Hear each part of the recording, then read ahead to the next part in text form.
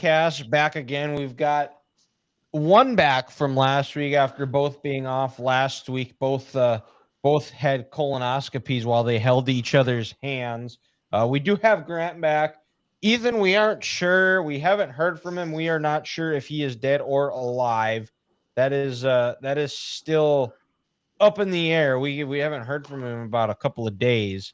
So we don't know where Ethan is, but it is our last show of 2025. We have a loaded show. We're going to be previewing the FCS national title. We're also going to be previewing the FCS quarterfinals that are going to be happening on Wednesday night and Thursday all day from 10 a.m. to about 10 p.m. So you got 12 hours of college football to bring in the new year. But before we do that, Grant, Michigan has a new head football coach. Yes, they do. They do. It was reported on Friday morning that by Pete Thamel, who Michigan fans have a bit of a rocky relationship with. Still a little bit of a coward, if you ask me. That negotiations were heating up between Michigan and Kyle Wittingham, and then a couple of hours later, the deal was finalized, which the contract details, it's a 5-year deal. He's set to make around $8 million in 26, and over the deal, he'll average about $8.2 million. 75% of the deal comes guaranteed. And as far as me, since it was announced that Sharon Moore was fired as the head coach, I have been on record saying that whoever Michigan hires as their next head coach, they will fall forward. It will be an upgrade. An adult is back in control in Michigan, Grant. He fits the culture of what Michigan wants to be. You know, you hear the term Michigan man. You think of a guy who has spent his life at Michigan, or he spent the last 21 years at Utah. He has coached in some intense rivalry games. He played at BYU. He was the head coach at Utah for a long time, which is a very heated rivalry. Is it on the level of Michigan, Ohio State? No, but he seems like a type of guy that understands the importance of beating Ohio State, similar to what when he was at BYU beating Utah, being the head coach at Utah, what it meant to beat BYU. He is a guy that Biff Poggi talked about how the program needs a change in every facet of the program. I think Kyle Wittingham is going to bring that. He's not, which it sounds like under the Sharon regime, it sounds like Sharon was more looking to be friends. It was a little bit too comfortable, too much of a country club. The term that Sharon always used was smash, was apparently a completely different meaning than on the football field. Yes. Wittingham, he is a guy that is loved by players, but he is also someone that's not looking to be friends with players. Biff Poggi talked about how he is a guy that he's not going to tell you. He's going to tell you exactly what you think, whether you like it or not. Wittingham is also that type of guy. He's 66 years old. A lot of people thought he was going to retire, and this is a job that the opportunity presented itself, and he couldn't say no. Back a little bit backtracking, but there is that Harbaugh-esque to him. Jake Butt talked about it when Harbaugh came in. They were really excited. They were all bought in, but there was still that healthy fear of when Wittingham was around. You weren't walking on eggshells, but you were a little bit more buttoned up than what you would be compared to other coaches. And then on the field, they're going to be able to maintain their identity of being a tough, physical football team on both sides of the ball. It sounds like he's going to be bringing his OC that he took from Utah. His name's Jason Beck. He's engineered twice now the biggest turnaround on offense from one year to the next. He did it at Utah and then previously at New Mexico, where he was before at Utah. Prior to him coming into Utah, they were 102nd in passing offense, 97th in rushing offense. Enter Jason Beck at Utah, second in the nation this year in rushing offense, and they moved into the top 100 in passing offense. And the same, like I said, could be said of what he did in New Mexico in 24. I don't have those stats in front of me, and it was confirmed today.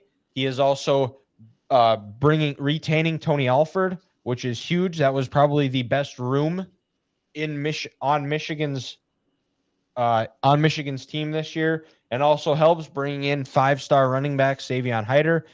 Jordan Marshall, it sounds he's excited about the hire. There was some rumors of him potentially leaving. They bring in Savion Hyder. We're going to see. There's a chance Justice Haynes could return next year. We'll find out here in the next couple of weeks, or if he goes pro. I hope Biff returns. Wittingham said in the opening press conference that he is hoping to retain 2 to 3 members of the staff and bring in the rest of it. Defensively, it doesn't sound like Wink is going to be back.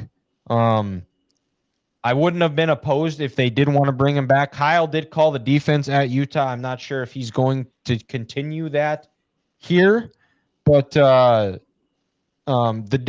defensive coordinator, it sounds like all signs indicate pointing towards Jay Hill, who is currently the defensive coordinator at BYU, who's got a plethora of experience. He's been a head coach. I didn't realize this until I was looking him up, Grant, but he was the head coach at Weber State for a while. I can't remember. I didn't write that down, but he worked with Kyle from 2005 to 2013. I believe he was the cornerback coach in a couple of different positions, but he was the head coach at Weber State. Yeah, it was from 14 to 21 or 22, I believe. He won the Big Sky Conference 4 times. The most successful run that Weber State has had in a long time was under Jay Hill's run. So if that's the case, which it sounds like that is going to be the hire, I think that's also a good hire if you ask me. But overall, Kyle, he's going to take over a team, and obviously the transfer portal opens January 2nd, so there's a lot that could happen. He's already met with Bryce Underwood. He told him that this offense is going to be perfect for him. It's going to be a little bit different. They're going to run the spread. It's going to be a lot of 11 personnel, so 1 running back, 1 tight end, which it is fine. I'm not opposed to it. I mean, yeah, I love having a fullback, but sometimes playing the spread, it's a little bit easier because the box isn't going to be as tight. And Michigan, they started 3 freshmen on the offensive line this year. They're also going to be getting 5-star tackle that redshirted because he got hurt this year, Andrew Babalola, back. I expect him to play into the mix, but a really talented offensive line group. We'll see who they bring in or if they retain Grant Newsome. I've heard he plans on bringing his offensive line coach, whose name is escaping me. It sounds like that's who they are going to be bringing back or bringing with him to Michigan, who has been a really good O-line coach year in and year out. When you think of Utah, you think of them being that tough, physical, hard-natured football teams. And even when they weren't the most talented team, there was still that fear of we got Utah and that's not going to be a tough out. So that mentality of what Michigan wants to be is going to carry over. Bryce Underwood is going to be back. Jordan Marshall, Savion Hyder, potentially Justice Haynes, Zach Marshall at the tight end room, Marlon Klein, Andrew Marsh, I hope is able to return. I've heard some rumblings that he might not be back, but even with the tougher schedule on paper, there's no reason that Michigan will not enter this year or the 26th season as a top 10 team, because if you look at the roster, curious to see what they do with the portal. But even with a tougher schedule, I still think the playoffs are there. They can go 10-2. And as we have said, no matter who Michigan hired, and especially with the hire that they have made, I think there's no reason to believe that this isn't a playoff team or a team that could potentially contend for a national title because of they're going to have such a better advantage in the coaching department. Now, Grant, I've rambled on for about 10 minutes here, so I'm curious, what are your thoughts on this job or on the hire?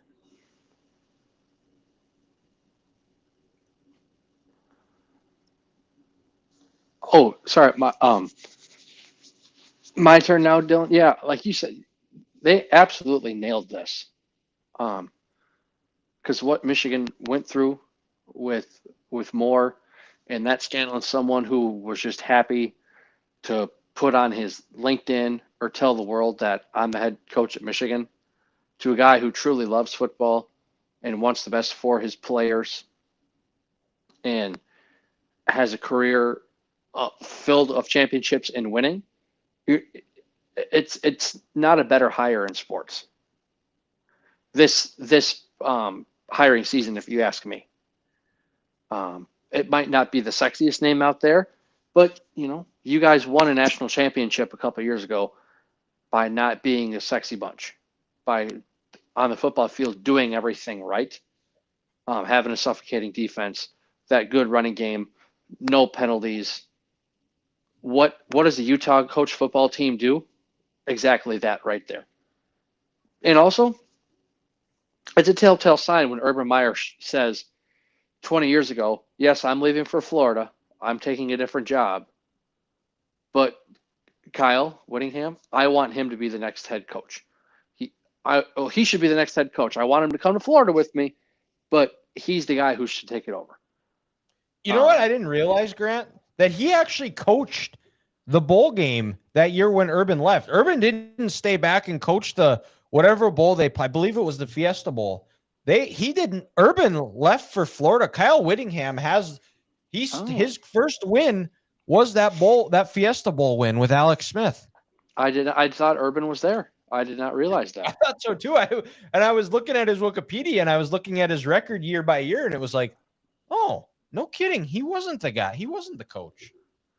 Because I know, he was there when they went undefeated in 2008, and they beat Alabama in the Sugar Bowl. Yep. Where during that day, I'm surprised they let the AAA team play with the majors.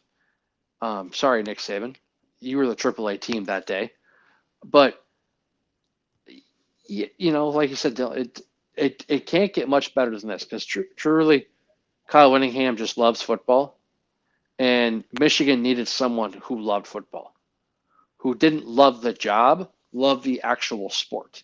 And you're telling me a good high school recruit whose family comes from Central Ohio, who's blue collar and wants to work, won't love this guy and their front step pitching not only the University of Michigan, but the player and the person and the band you can come after being with Kyle Wittingham. There will be, if you ask me, major success. Well, am I saying he's going to win a national championship? No, because we don't know. But they will be the team that every Michigan fan thinks they should be year in and year out when he's there. Yes, that's exactly what I'm looking for. I want them to where you're not going to have, I don't think you're going to have the issues that you had with Sharon, where in these bigger games or even matched games where the first quarter happens and Michigan has gotten punched in the face and Michigan just looks like, what's going on? What do we do? Where they look like they have no idea what's going on. They look just unprepared. There's just no juice. There's lifelessness, and then they're punching back, trying to catch up for the rest of the game. You're not going to see that. You're going to see a team that is prepared. Dylan, I will say this. If there ever is a time where they do get down 14-0 or 17-3 in a big game, they're also not going to flinch and totally quit. They're going to realize it's a 60-minute game. Yeah, it's 60 minutes on the clock, but these games take 3 hours to play. A lot of football left. A lot of football left compared to when you first start. So they're not gonna quit on the game. And the two games you could think of this year where you could say Michigan maybe quit on the game would be the USC game and the Ohio State game. Yeah. Yeah. And also, finally, Kyle Wittingham is going to have superior talent compared to everyone else around him. Look at those Utah teams. Extremely good teams, dominant teams, undefeated teams. They never had the talent on paper that he had. Yeah. I mean, they went 10-2 last year. The 24 season was an anomaly because they were like on their eighth string quarterback. It was just a disaster, and it's tough to win. And I think he rebounded. He made higher. I mean, he's good at assessing the program, and he's good at assessing and critiquing his coaches. Where that was the other part, and we can. I'm not going to speak a whole lot on Sharon's shortcomings, in the sense that he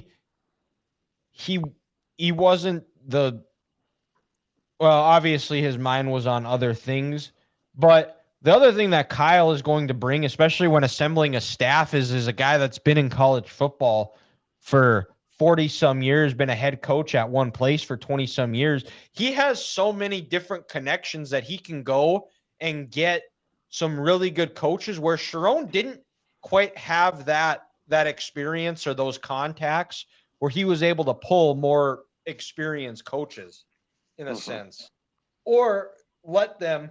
That's the other part too, is he's going to let his assistants coach. And if he sees a problem, he's going to address it. He's going to be more of that CEO type, where he's going to manage the game, manage the team, but he's going to let his assistants do their thing and not try to be in their way unless it's absolutely necessary.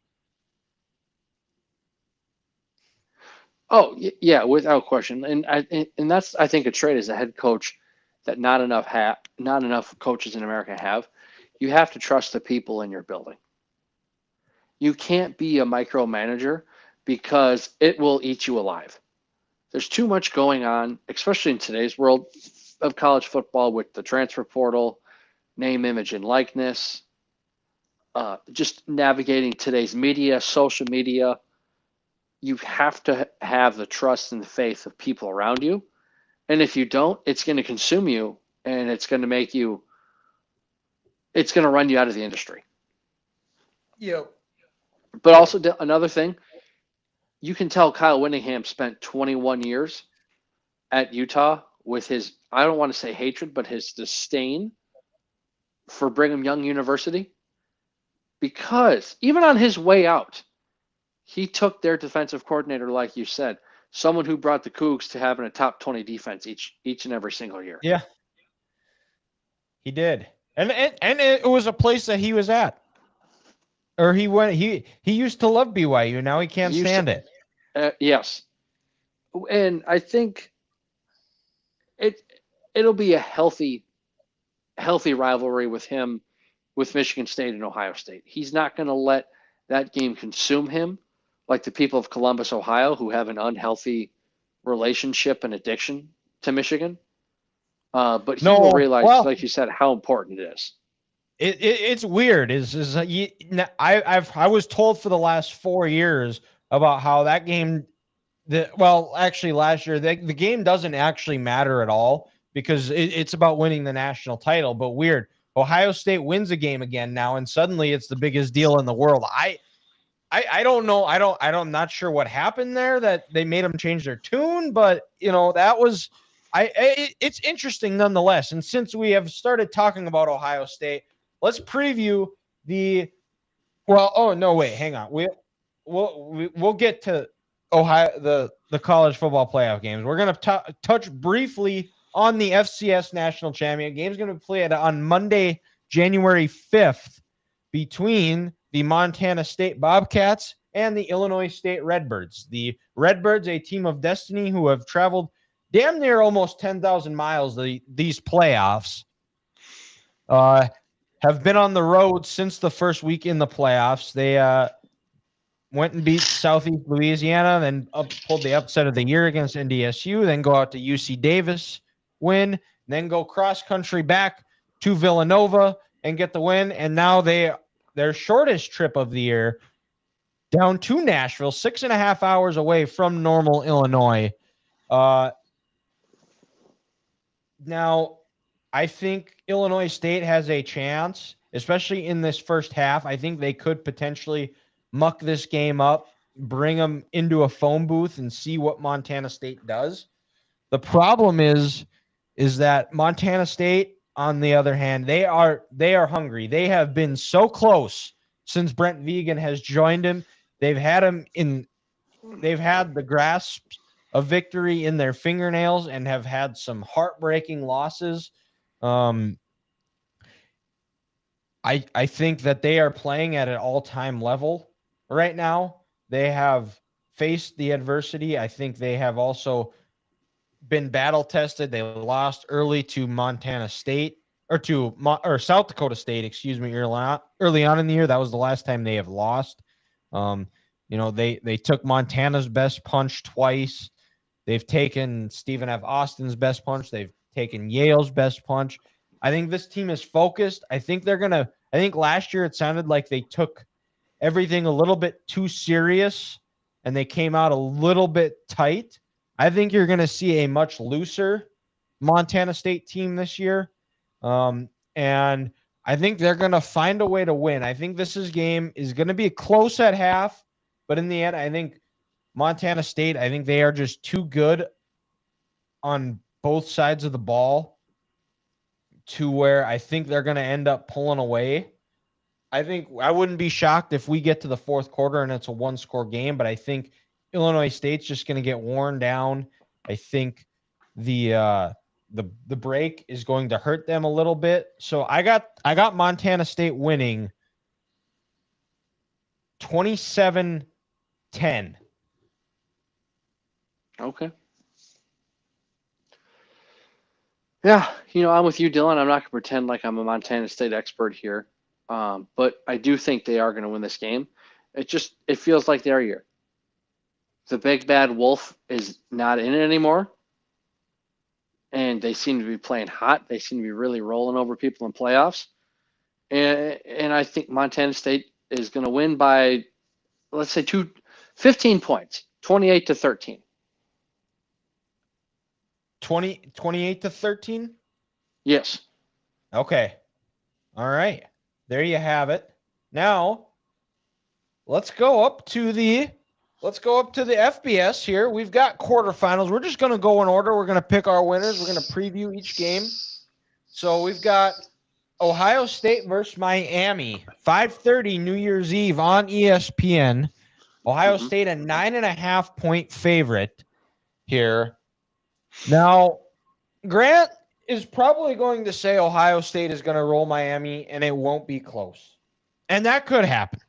I'm not going to say it won't because there's always that possibility. And if I think there's a team that's going to blow a team out in this game, I think it would be Ohio State blowing out Miami. I think Ohio State can win big or win a close one, or Miami can win a close one.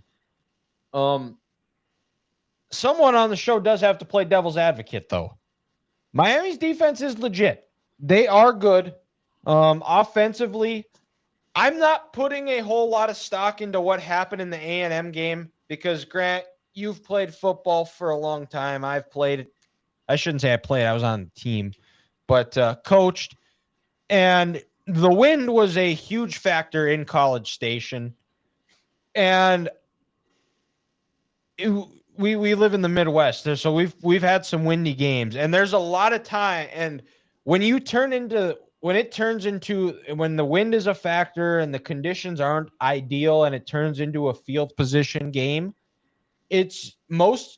usually what happens is most coaches go very, very conservative. They don't put the team in tough spots to where they could turn the ball over or do anything. As Trent Dilfer would say, you cannot lose games and still win them. Miami made fewer mistakes than A&M did that Saturday, and that's why Miami won.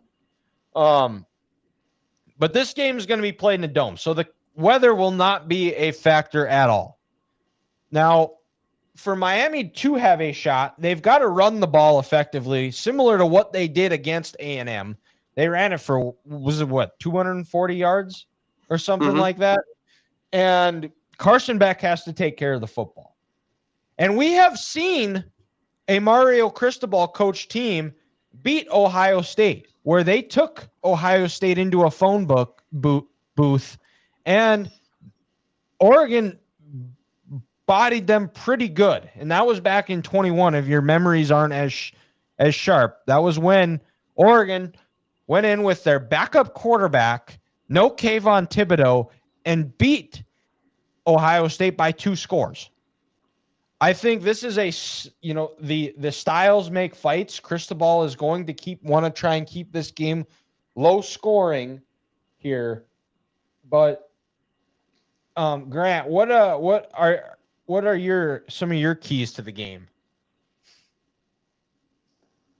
I like in this game, Dylan, I think it's going to come down to how do these coaching staffs attack once they get past midfield. You saw in the last game Ohio State played against Indiana, the missed field goal, Ryan Day then goes forward on 4th down.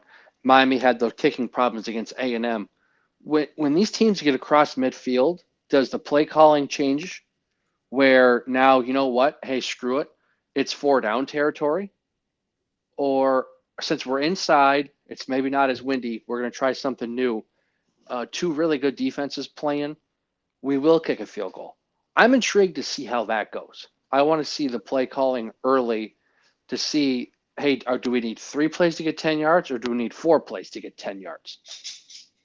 Well, I will say, because Ryan Day will be taking over play calling, and I think he might be a little bit more aggressive than what Brian Hartline was. So that is going to be something I want to keep my eye on is, once they get past midfield, how aggressive is Ryan Day to where which also plays in too is because one of Miami's starting cornerbacks is going to be out.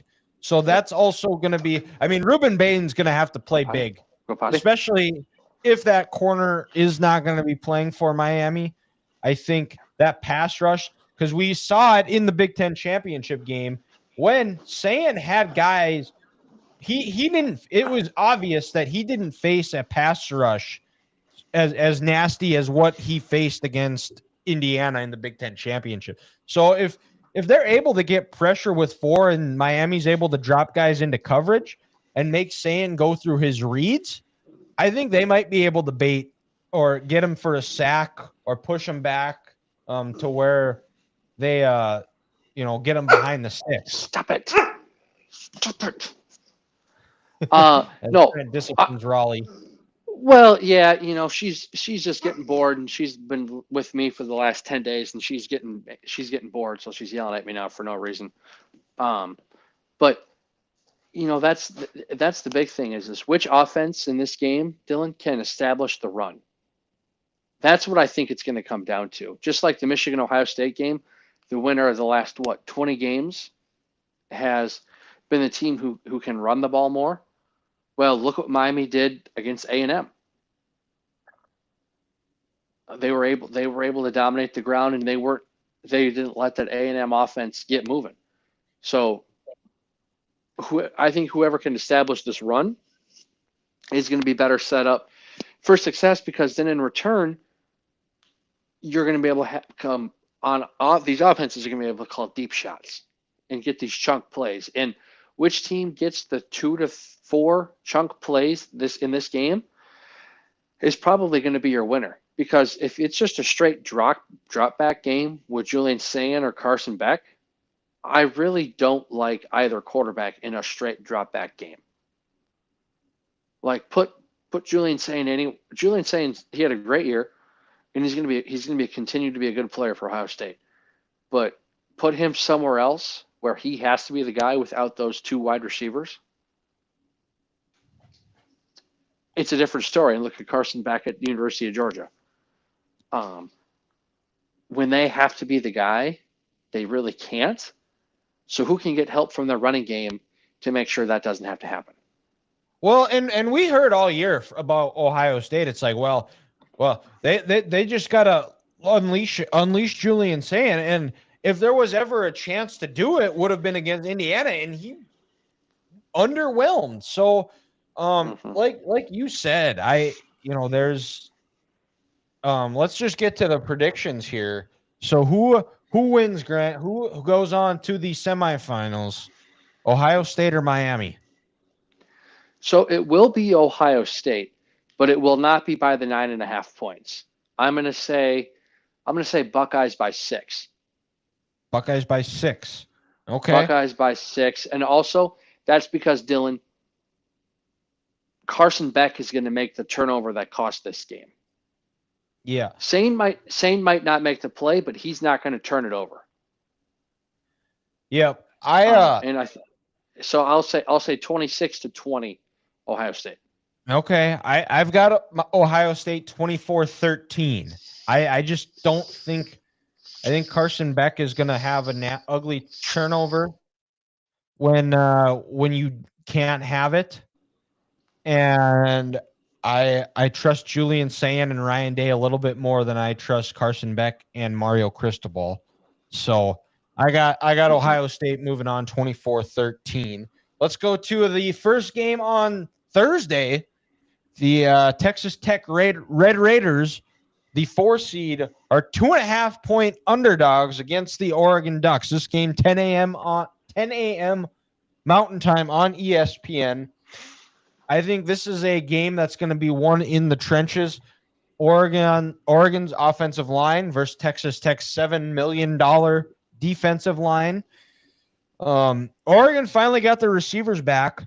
I think JMU actually moved the ball fairly well, 20-20 early on in that game against the Ducks, which I think Dan Lanning probably wanted, so it kept his team hungry.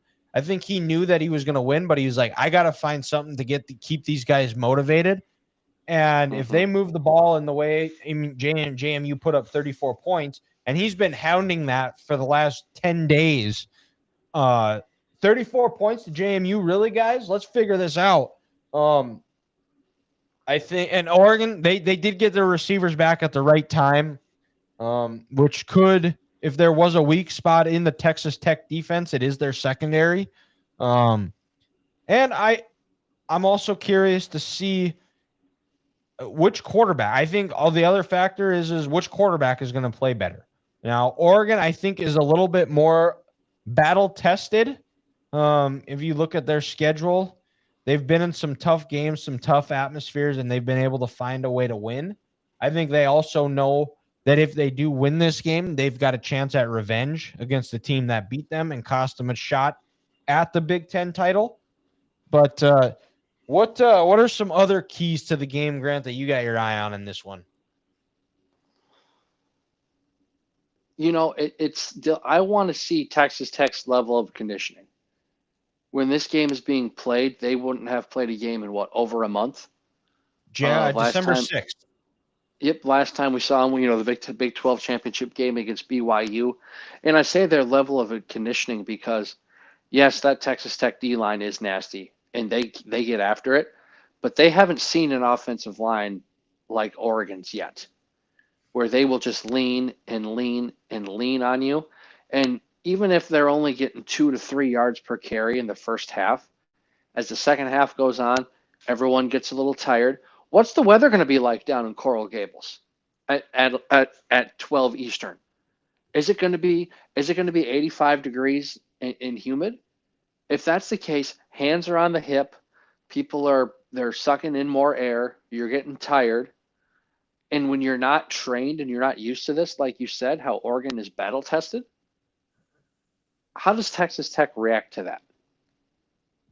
The weather, Grant, for Miami it's a high of 68, 0% chance of rain, and I am not seeing anything as far as wind. So it appears weather should be a perfect day. Yes, winds on Thursday are going to be from 4 to 9 miles an hour with gusts up to 14, not 45. Then the wind wouldn't be a factor, but 14 that's a different story. But also, so I want to see how Texas Tech reacts to finally meeting their match, because the Big 12, as we know it, is a basketball conference. They've never seen anything like this throughout the year. And then also for Oregon, Dylan, you mentioned earlier in the show the transfer portal opens January 5th, January 2nd. These two Correct. coordinators took head coaching jobs at Cal and Kentucky. Can they manage a game plan leading up to this while also looking at their other new respective jobs? Because at the end of the day, when you sign that contract on that dotted line for Will Stein, you're the head coach at the University of Kentucky. You're defensive coordinator. You are the head coach at the University of Cal. Your job is to go into the transfer portal and get new players and better players for your football team. Can they multitask that? Do those big time decisions affect them where they start to second guess? Is the play calling as a smooth transition as it should be? Is the play coming in late to Dante Moore and he can't make an adjustment? I want to see how these coaches balance trying to run for a national championship in their new jobs as well too. I think that's going to be the biggest challenge for Oregon. Not anything the players can do. How are their coordinators handling this pressure? And does Dan Lanning give them some advice that he did when he went as Georgia's defensive coordinator to the University of Oregon when he won a national championship with the Dogs that year? So is it maybe an advantage because Dan's been here and done that? Maybe. Yeah, it's something that's definitely a factor that I kind of forgot about when I was getting ready for the show here. But who wins? Who you got winning this one? You know, Dylan, I'm going to go with the Red Raiders. Ooh. I'm going with Texas Tech because I think this defense is salty enough. And yes, Oregon, they seem to kind of be moving and grooving and clicking. But I go back to how Indiana's D line dominated them and had, I think, 8 sacks in Eugene. And yes, Iowa got physically dominated in that game by Oregon's O-line, and Oregon could run the ball. But Dante Moore didn't complete a pass until in the second half until 6 minutes left in the game. Just call him Jalen Hurts.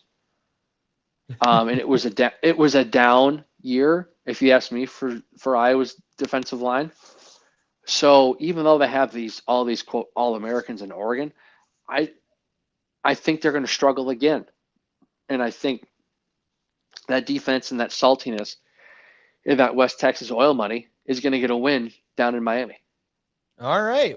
I'm our first disagreement. I got Oregon winning a tight one. I got them winning 21-17. I trust Dante more than I trust a little bit more than I trust Texas Tech's quarterback. So I got Oregon winning a tight one, 21-17 here. So Grant, let's go to the granddaddy of them all. Indiana 7-point favorites versus Alabama here. Do you think Alabama's run continues? You know, I go back and forth on this one because this is the one game, Dylan, that I truly don't know. Like, you look at Alabama this year as a team, really frankly, they haven't been the same team since that first Tennessee game. That game against Oklahoma 2 weeks ago really kind of upsets me because Oklahoma truly faded and they let the sleeping giants stay in that game. I didn't walk away from that game impressed with Alabama. And I still don't think that team is a team that can win a national championship. I think they could win a quarterfinal game because they're Alabama and they're very talented. And Kalen DeBoer I think is a good head coach. But also, I look at how Georgia dominated them up front and how good this Indiana defensive line is. And I do worry that Ty Simpson, with that bad back, could still be running for his life. And I don't know if this Alabama defense is good enough to get to Fernando Mendoza and stop this. More importantly, this Indiana run game. No one talks about how good and dominant Indiana's offensive line has been this year and how they dominate the line of scrimmage and I thought truly they attack ran the people on the ball ground. of all the teams Ohio State played. I thought they ran the ball the best against that Ohio State defense, which no one had been able to do all year. No one had been able to do it all year, and nobody wants to talk about Indiana's ground game, where they're putting up 55, 60 points a game, and Fernando Mendoza had, 33 touchdowns? If you're putting up if you're putting up close to 400 points a game in college for the season, 400 points in the season, your quarterback should have 45 to 50 touchdowns. But that's the underrated part of this game. But they're also finally meeting a big athletic defensive line in Alabama that is getting healthy. So maybe Indiana won't be used to that yet. So this is going to be. I'm torn on this game, Dylan, but I think it's going to be a really good one. And are you looking for a prediction right now, or do you want me to wait to give you your piece? I'm curious to see how much Indiana's going to miss their defensive tackle that got hurt celebrating after the Big Ten title. I'm also, how does Indiana respond after the long layoff? How do they respond after getting embarrassed last year by Notre Dame? That as well. How do I don't think Alabama, they've played. I think there's 22 guys on the roster that played in the Rose Bowl game in 23. So I'm curious to see, Alabama, they're not going to be, have that wow factor of like, wow, we're going to be playing in the Rose Bowl and all of a sudden the game starts and, they're going to be caught with their pants down. Does Indiana have that factor, or does Fernando Mendoza have? Kind of like Oregon last year. Yes, exactly. And there's like you said earlier, there's really nothing that Alabama did against Oklahoma that's like, wow, I can do like that. Just wowed you. I feel good about this team. Yes. It was more so they took advantage of a lot of Oklahoma's mistakes and to Alabama's. I'll say this: Ty Simpson did wow me. The fact where they were down 17-0 and the way they battled back, and he showed me something. But some of that came at Oklahoma's ineptitude. The punt. Mateer throws a beautiful ball that goes off the receiver's hands that would have put the game up 24-0. And that 24-7 or 24-7, and there was a 14 or a, well, it would have been a 10-point swing there. So there isn't, and maybe it's just that Bama factor of like the name is where you're buying into it too much, and it's just something that I can't quit. But I'll go with the prediction here. I think Indiana wins. They win a close one. I have Indiana winning 29-23.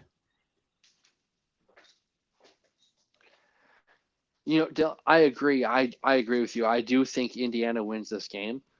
And I think that's because I like Fernando Mendoza more than Ty Simpson. I'm going to go Indiana 28, Oklahoma 19. Alabama 19. Alabama 19, yes. Yes. And the other part is I trust the people around Fernando Mendoza more than I trust the people around. There's just no. I trust the running game of Indiana more than I trust Alabama's running game. I trust the O-line to protect Mendoza better than I trust Alabama's O-line to protect Simpson. So Yep. I think that's where I am. So let's go to the final quarterfinal game And of the day. also, if you look at it, Dylan, who Kalen DeBoer's coach teams, when they do lose, they have problems with teams who are bigger than them and more physical. I think at the end of the day, again, nobody wants to talk about this, but Indiana's the more physical team, and that's going to show. Yep. Also, just something that I noticed or realized last year, all four in this round last year, all four lower seeds won. Ohio State beat Oregon. Oh, yeah. Now I'm trying to think. Boise Notre State Dame lost beat to Penn Georgia. State. Boise State lost to Penn State, and then Texas beat Arizona State. So, our final game now. Grant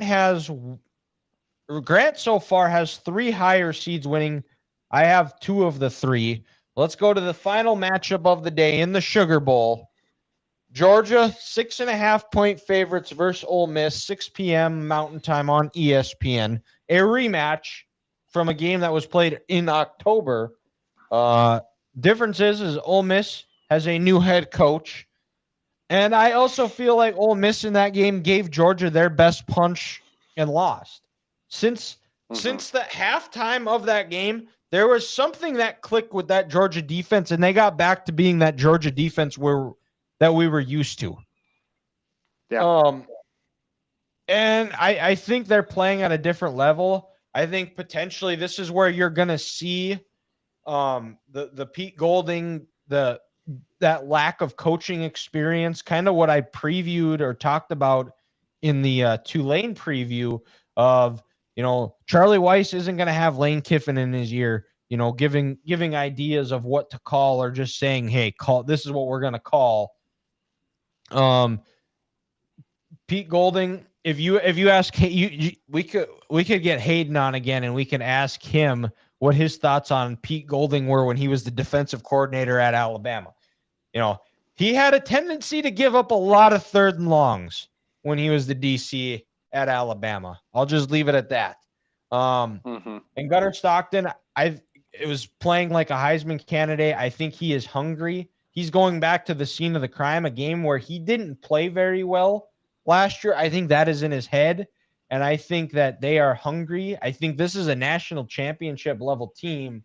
And like I said, I just don't think there is enough there on that Ole Miss side to where they can really where they have the opportunity to win outside of Trinidad Chambliss and Kyron. Is it Kyron? What's his last name? Hardy? The running back. Hardy. Kyron Hart, yeah. Outside of them playing absolutely out of their minds, which is something I really don't like saying, because there's so many other factors of a team that they have to play perfect. I don't like using that, because usually when we say that, there are plenty of reasons why the team that has to play perfect doesn't go their way, and somehow they are still able to overcome it and find a way to win. But I think you're going to need huge games from both Chambliss and Hardy for Ole Miss to even have a shot in this game. Are you of the same mindset, Grant? I am.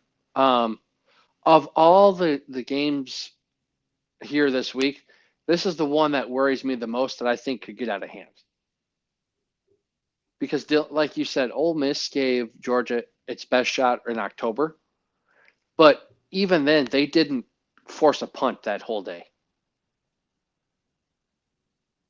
And now that Kirby Smart and his staff have tape on this Ole Miss offense, they know what worked for them in the second half and what didn't work in the first half. They're going to make those adjustments. And when Lane Kiffin is not calling your plays anymore, you worry that Ole Miss is going to maybe tense up a little bit, or call some shot plays when they shouldn't. And they're going to try to get too cute too early. And Pete Golding is going to maybe go for it on a 4th down when he doesn't need to. And it's going to change the momentum of the game. I think this one could get ugly early, and it could get ugly fast. And I'll be right back. And Raleigh being a little bit disruptive. But prediction wise, for all the reasons that I said, is that I I think Georgia is at a different level. They are the hungrier team. They are the better team. They're the more Mm-hmm. better, well coached team. And who knows? Pete Golding might have a successful and might be able to maintain that success that Lane Kiffin had at Ole Miss. We'll see what happens there. But tonight or Thursday night, I think everybody's going to be able to go to bed early. I got Ole Miss. I got Georgia winning 38-20, and I don't think the game is going to be as close as it seems. I think Ole Miss gets a garbage touchdown late in the game to make that score look a little bit better than it is. Grant, what do you got for a final score? I'm going to go 35-17. 35-17. All right. Dogs. 35-17. So we've got which would set up here in the semifinals. So for me, Cinema. it is Ohio. I have Ohio State playing Georgia in the. Would that be in the Fiesta Bowl? I think I saw that would be the possible Peach Bowl. Okay, and Indiana playing a rematch of Indiana Oregon. Grant has Indiana Texas Tech in the semifinals, which the games are going to be on Thursday. And which shit, I just thought of this, Grant. I actually will not be. I'm gonna probably miss part of that Friday semifinal because I will be on a flight to Arizona that week. Oh yes, the weekend golf tournament. Yes, our week of golf. So, we'll see there. But we've got one more segment here of the show before we wrap up our 2025 episodes until we talk to you next year. But Grant, we'll kick it over to you. What do you got for curveball of the week?